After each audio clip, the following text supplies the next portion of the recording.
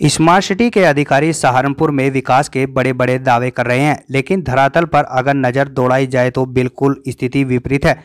जनपद के मंडी समिति रोड पर काफी समय से अधूरे पड़े निर्माण कार्य लोगों के लिए परेशानी का सबब बने हुए हैं। सैकड़ों लोग प्रतिदिन इस मार्ग से गुजरते हैं। सड़क में बड़े बड़े गड्ढे मुसाफिरों की जान के दुश्मन बन गए हैं। प्रतिदिन इस मार्ग पर हादसे भी हो रहे हैं। स्कूल जाने वाले बच्चों की रिक्शा तक पलट गई, जिससे कि बच्चे चोटिल भी हुए हैं। लेकिन स्मार्ट सिटी योजना से जुड़े अधिकारी व नगर निगम की नींद अभी तक नहीं खुली है।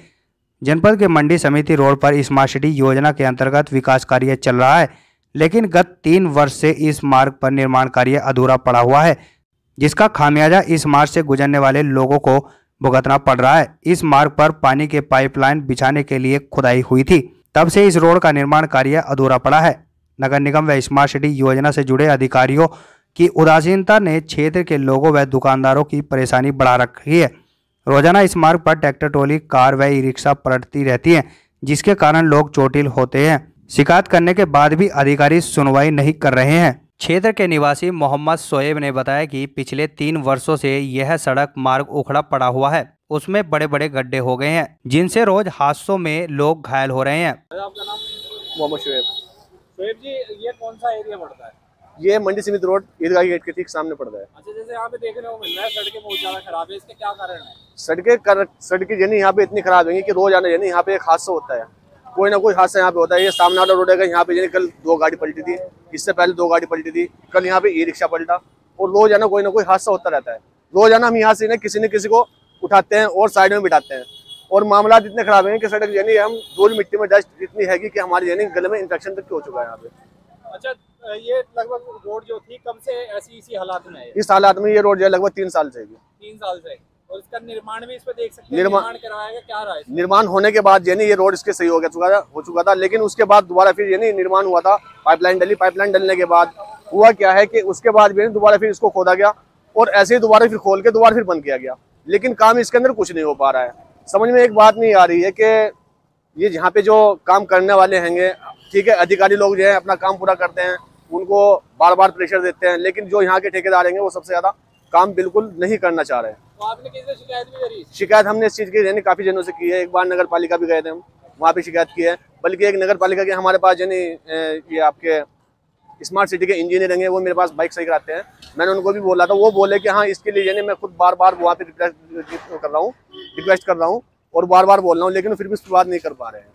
समझ में ये नहीं आ रहा है कि हो क्या रहा है इसमें। वैसे कारोबार पे लगभग क्या? कारोबार पे तो इतना नुकसान है कि यहाँ पे यानी रोज आना तो धूल मिट्टी डस्ट, हम यानी अगर यहाँ पे आधा घंटा खड़े होते हैं तो उसके बाद जो हमारी हालत खराब हो जाती है। तो लगभग दिन में कितने हादसे यहाँ पे देखने को मिले? हादसे यानी यहाँ पे यानी 2-3 तो रोज आना कम से कम हैंगे, और बड़े बड़े हादसे, छोटे हादसे नहीं, बहुत बड़े बड़े हादसे होते हैं। बड़े हादसे में क्या कहना चाहिए? बड़े हादसे में यानी बड़ी गाड़ियाँ, कारें, स्विफ्ट वगैरह, ये यानी रोज आना यहाँ से टकरा के चलती है और बार बार पूरी लग के चलती है, जमीन से रगड़ के चलती है। ई रिक्शा पलट जाते हैं, उसमें लेडीज भी बैठी होती है, बच्चे भी बैठे होते हैं। एक बार स्कूल का रिक्शा पलटा है यहाँ पे। अच्छा। स्कूल बच्चों का। उसमें कोई बड़ा हादसा तो नहीं हुआ? बड़ा हादसा तो नहीं हुआ, लेकिन क्या है, बच्चे सब चोटिल होने से बचे हैं, लेकिन फिर भी यानी हादसा तो हादसा है। मतलब लोगों की जान पे यहाँ पे बनी हुई है। बिल्कुल जान पे आफत बनी है। किसकी गलती मानोगे? क्या ये समस्या जो यहाँ पे? मैं तो इसकी गलती मानता हूँ कि ये सरकार की गलती है, क्योंकि सरकार इस चीज पर अगर प्रेशर दे ज्यादा तो सरकार इस काम को करेगी, क्योंकि सरकार से बड़ा कोई चीज नहीं होती है। निर्माण कार्य जो हो रहे हैं उनकी गति भी धीमी कह सकते हैं। बहुत गति धीमी है। नहीं वीडियो थोड़ी। मेरा नाम जावेद अंसारी है, मैं नदीम कॉलोनी से ही निवासी हूँ। ये समस्या जो है कितने समय से आप यहाँ पे जूझ रहे हो? ये समस्या 2-3 साल से चल रही है यहाँ पे परमानेंट। विकास के नाम पे धांधलेबाजी चल रही है, विकास नहीं हो रहा है। बस विकास यह कागजों में चल रहा है, विकास विकास, और कहीं विकास नहीं हो पा रहा है। इस समस्या को लेकर किसी को शिकायत करी आपने?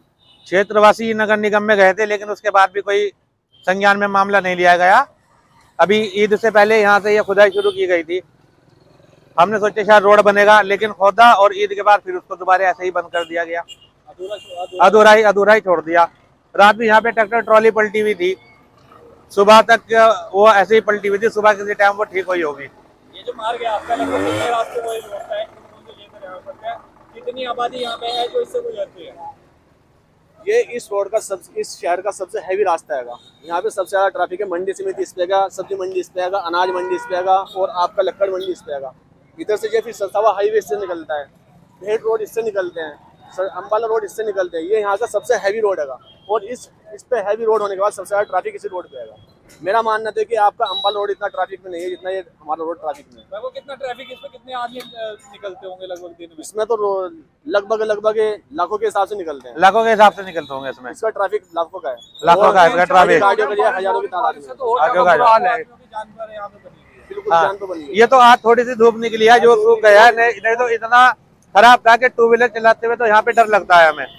क्या टू व्हीलर चलाने में गाड़ी पूरी स्लिप होती है और दिन में 2-3 तो कारें पलटनी पक्की बात है यहाँ की। ये तो सर 1-2 दिन यार धूप निकल गई तो मौसम सही हो गया, वरना यहाँ तो यार पैर रखने की जगह नहीं मिलती बिल्कुल भी। बारिश देखना 1-2 दिन बारिश हो जाए